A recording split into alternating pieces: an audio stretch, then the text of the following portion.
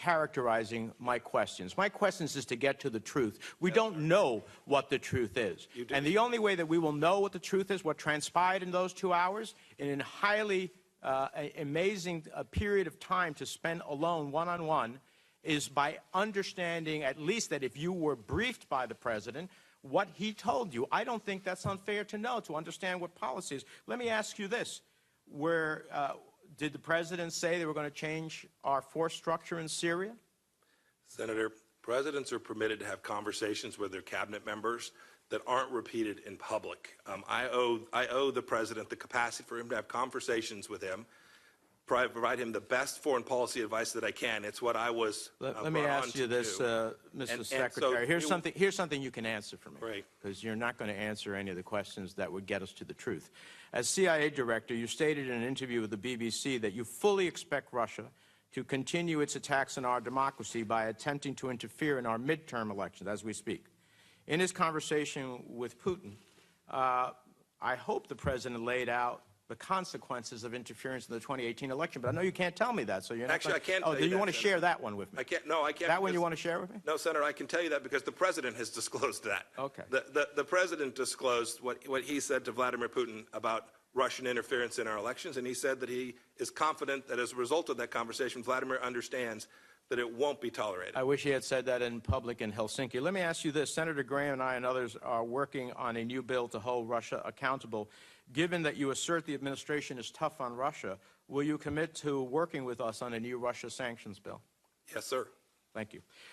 North Korea.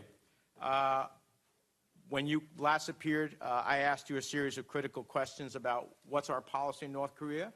And to your credit, I must say that I largely agreed with what our goals are. Now I want to ask you, since we haven't heard anything, not a classified briefing, not anything as it relates to North Korea, did North Korea agree with our definition of denuclearization, meaning the dismantlement, removal of all nuclear weapons, facilities, technology, and material from North Korea?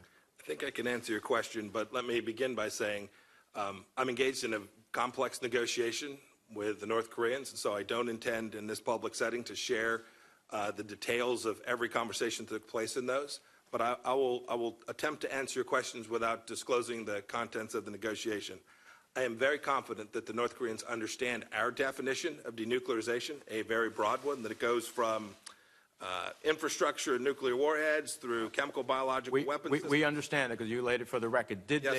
Have they agreed with you that that is? I believe they thoroughly understand that, and they understand it, but they didn't agree.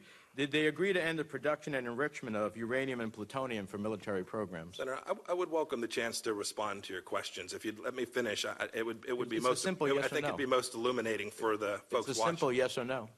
Could you repeat the question, please, Senator? It was the previous question I didn't have the chance to answer. Surely. Did North Korea agree to end the production and enrichment of uranium and plutonium for military programs? They've agreed to denuclearize fully. Yes, Senator. Okay. We don't have. Yes, it certainly includes. It certainly includes the full. I would love for you to come to a classified setting and tell all members what exactly transpired, because we don't know.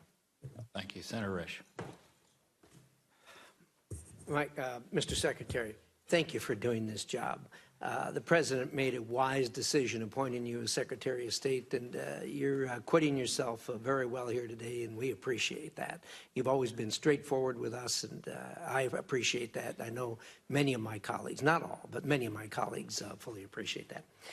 I want to talk... Are you prepared to say most, Senator, or are you just going to go with many? I'm going to stay with many. We have tremendous faith in your ability to make things happen, and we thank you for all the issues you're taking on. You're building a great culture in the State Department, bringing on people that are truly exemplary. We feel the same way about Secretary Mattis,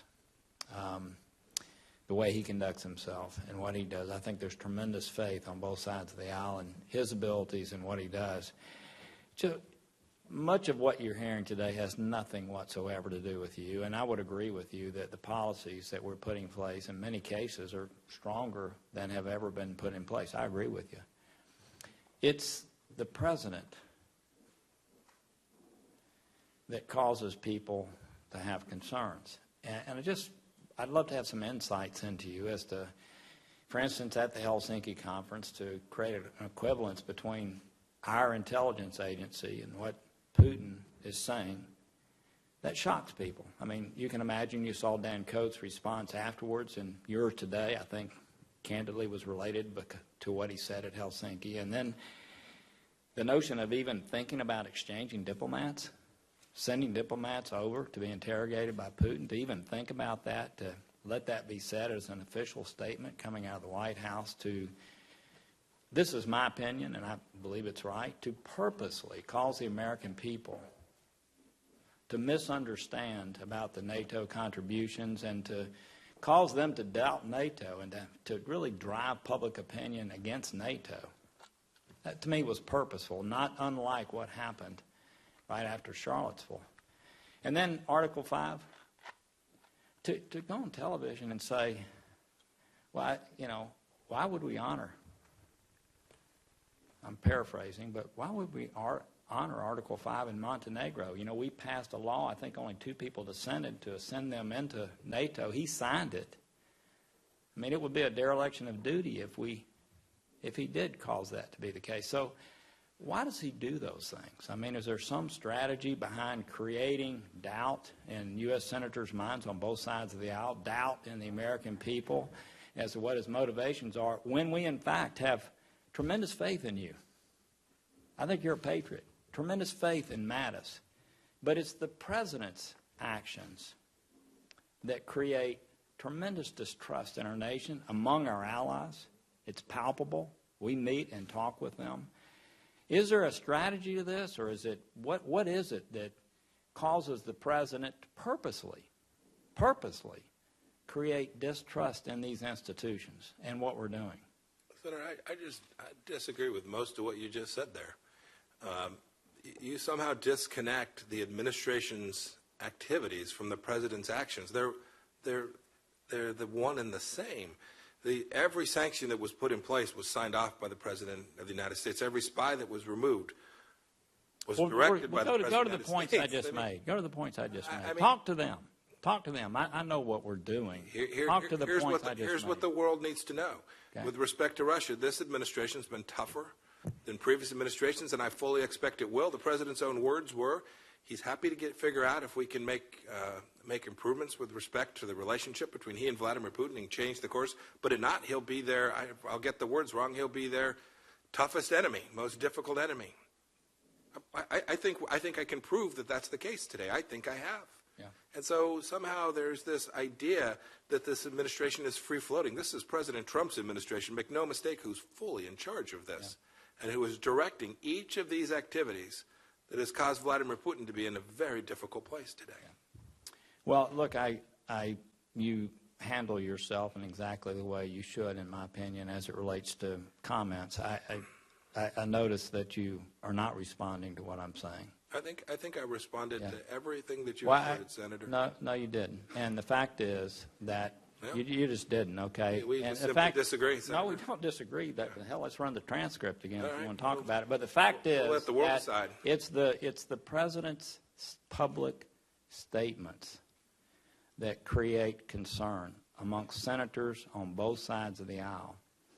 And I was asking you if, in fact, there was some rhyme or reason that this type of distrust or discord will be created. And I know you're not going to answer the question, well, but actually, I'm trying to make a point as to why. I know you are. Why the opening comments and the questions and just the energy behind this hearing are what they are. It's not about you, and it's not about Mattis, and it's not what we're doing on the ground. Senator, you went through a long litany of statements, but let me give you, first of all, I will tell you, I talk to the same allies you do. I speak to their foreign ministers directly. It is the case that they are behaving differently today. There's no doubt about that. They are now scrambling to figure out how to make sure that they are fully part of NATO. Some of that is a result of the statements that you referred to, Senator. Yeah. Some of that is identifying Nord Stream 2 as a problem. I actually agree with that. I agree with that. Right. These are the, well, there you go. I'll let the record reflect. I'll say some of these statements actually achieve important policy outcomes for the United States of America. Some of them do. Yep. And some of them very damaging.